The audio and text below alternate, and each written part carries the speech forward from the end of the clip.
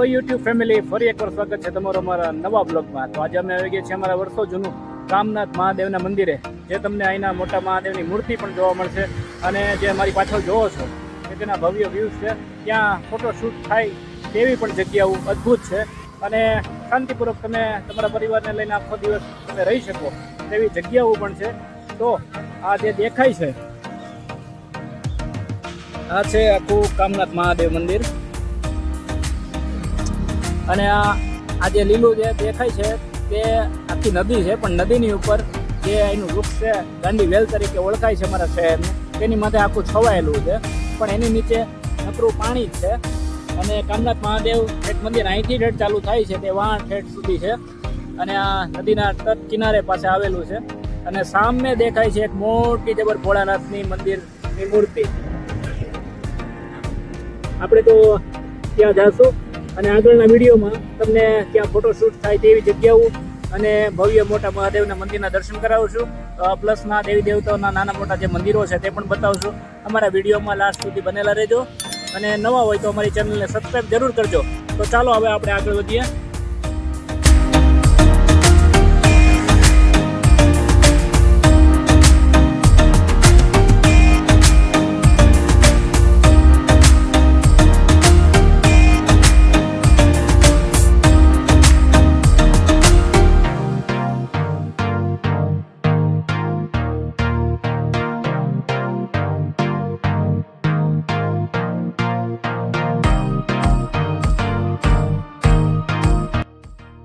Hello friends, જય માતાજી, ઓમ નમઃ શિવાય બધાને. તો હું છું આપનો પરમ મિત્ર સંજય ટીમ્બડિયા. આપણે જો પાછળ જોવો છો ને તે આપણે નજીક પહોંચી ગયા છીએ. મોટી જે મહાદેવની મંદિરની મૂર્તિ છે એ ભોળાનાથની ત્યાં. તો હવે આપ જુઓ કે એકદમ મોટી મહાદેવની મૂર્તિ, ખૂબ જ મોટી. અને અહીંની પ્રખ્યાત છે અમારા શહેર એટલે કે અમરેલી શહેરની. અને અહીંયા એક સમય હતો કે ત્યારે અહીંયા હોડી બોડીઓ પણ આમાં ચાલતી અને સામે ભોળાનાથની એકદમ નજીક પણ જવાતું. પણ હાલમાં આ રસ્તાઓ બંધ છે. અને આ છે એનું ભવ્ય ગ્રાઉન્ડ. સામે છોકરાઓનું રમવાનું જગ્યા પણ છે સામે. અને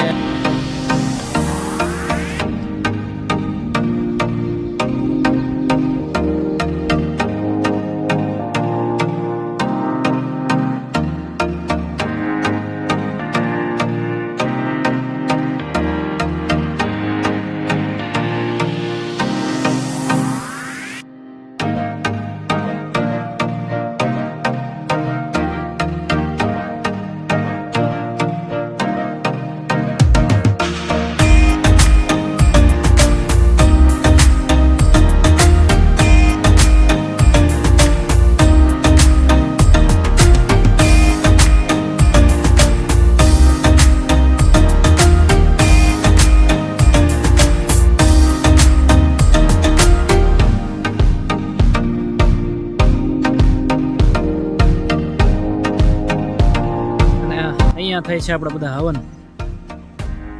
આજે નાના નાના જે તમને મંદિરો દેખાય જેવું દેખાય છે ને, ત્યાં હવન થાય છે.